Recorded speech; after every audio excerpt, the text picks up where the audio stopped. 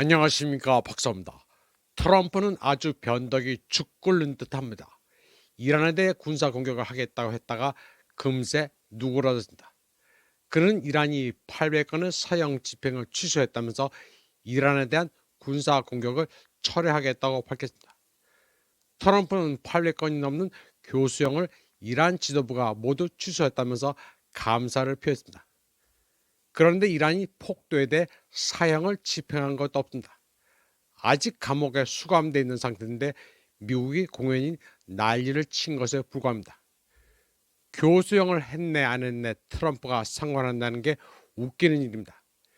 교수형을 집행하든 어쩌든 이란이 할 일입니다. 위트코프 트럼프 특사는 미국이 군사행동보다는 외교로 이란과 긴장을 푸는 것을 더 선호한다고 말했습니다. 트럼프는 이란을 공격하지 않겠다고 밝혔습니다.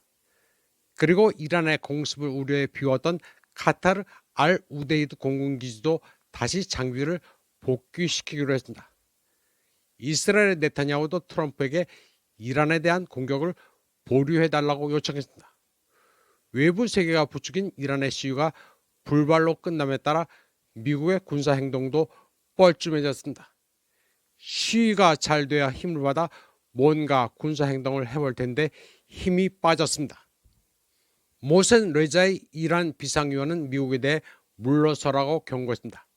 그는 이란이 일단 시작하면 휴전 같은 논의는 없을 것이라고 강하게 말했습니다. 그러면서 노골적으로 경고하건대 미국은 반세기 겪지 못한 강력한 치명상을 입게 될 것이라고 말했습니다. 이란은 이란 이라크 전쟁에 이어 성스러운 방어 전쟁을 전략적 인내로 수행하게 될 것이라고 했습니다. 그는 이란 국민은 매우 교양있고 존중할 만하며 전쟁을 좋아하지 않으니 미국은 심각한 문제에 봉착하기 전에 여기서 멈추고 되돌아가라고 경고했습니다. 그러면서 끝장을 봐야 할 지점에 이르면 다른 사건들도 발생할 것이라고 말했습니다. 레자이는 중동 지역의 미군 기지는 안전하지 않을 것이라면서 이란은 미군 기지를 유치한 나라와는 형제이며 우호 관계를 유지하고 있다고 말했습니다. 사우디아라비아, 아랍에미리트, 바레인, 카타르, 터키, 이라크가 다 우호적인 국가라고 말했습니다. 러시아 푸틴 대통령도 이란 페제시키안 대통령과 전화 통화를 가졌습니다. 페제시키안 이란 대통령은 이란 정부가 국내 상황 정상화를 위해 지속적으로 기울이고 있는 노력에 대해 푸틴 대통령에게 설명했습니다. 양국 대통령은 이란과 지역 전체 긴장을 가능한 한 빨리 완화하고 발생하는 모든 문제를 오로지 정치적, 외교적 수단을 통해 해결해야 한다고 촉구했습니다. 두 나라 정상은 공동 경제 프로젝트를 포함해 러시아와 이란 간의 전략적 파트너십을 더욱 강화하기 위한 상호 의지를 재확인했습니다. 이에 앞서 마리아 자하로바 러시아 외교부 대변인은 이란의 내정에 대한 파괴적인 외국의 간섭을 단호히 규탄한다고 밝혔습니다. 그녀는 외국 세력이 평화로운 시위를 잔혹하고 무의미한 소요로 변질시키고 이란 정권 교체를 꾀하고 있다고 비난했습니다. 그녀는 이란에 대한 무력 사용 위협을 절대 용납할 수 없다고 규정하고 이란에 대한 군사행동은 중동 전체를 불안정하게 만들 수 있다고 경고했습니다. 제가 즐겨보는 시사 프로그램인 타이완의 환치오 따짠시는 아주 압권입니다. 큰 그림과 함께 굉장한 디테일을 보여줍니다. 중국이 자랑하는 최강의 방패 홍치9이 이란에 등장했습니다. 게다가 미군의 B-52 전략 폭격기는 오는 길에 봉쇄를 당할 공산이 큽니다. 트럼프는 현 시점에서 감히 개전할 생각을 하지 못합니다. 미국 이란의 전쟁은 열렸다면 판도라의 상자입니다. 온갖 최악의 시나리오가 펼쳐집니다. 중국의 홍치9 장거리 대공 미사일이 이란에 배치됐고 미그 29가 영공에서 대치하고 있습니다. 이스라엘의 전투기도 언제든 발포할 준비가 되어 있습니다. 이런 가운데 이란이 침공을 당할 경우 북한까지도 참전을 고려할 수 있다고 밝히고 있습니다. 그러자 이스라엘의 네타냐후는 평양 공습도 배제하지 않겠다는 입장입니다. 또 중국은 남해, 인도네시아는 말라카 해협에서 군사, 항로를 틀어준다는 태세입니다. 중국, 이란이 미국에 강하게 나올 수도 있습니다.